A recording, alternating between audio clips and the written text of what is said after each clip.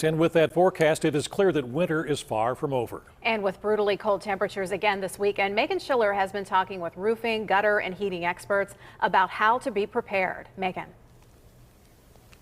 Kim, we're getting you all the information, and I knocked these icicles off at 5 o'clock, and they're already back.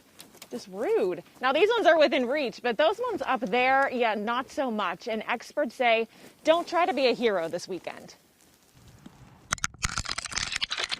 Pittsburgh feels like a big block of dripping ice.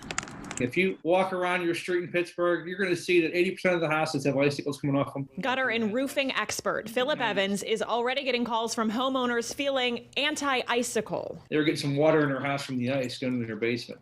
So they tried to do it that way, and they would just end up putting holes in their gutters. All part of being a homeowner.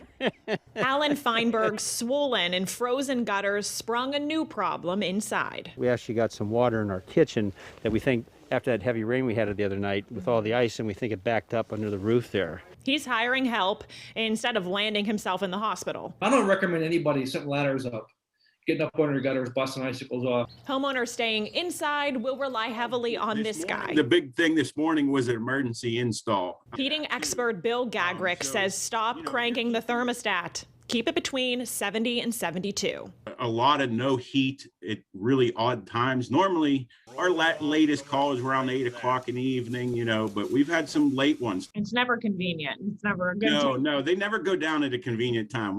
They only break when we need them most, right? And he wants all homeowners to remember this. They went out, they purchased the 1-inch 90-day filter, and they take it for granted that that's going to be 90 days. Every house is different. 90 days in one house may not be 90 days in yours.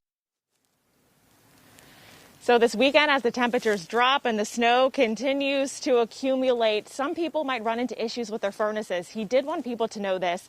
If that happens and you call a company and they say they are going to need more than a couple of days, he said, start calling around. No one in this Pittsburgh area should be waiting more than a day in order to get their furnace serviced. Reporting live in the South Hills, Meghan Schiller, KDKA News.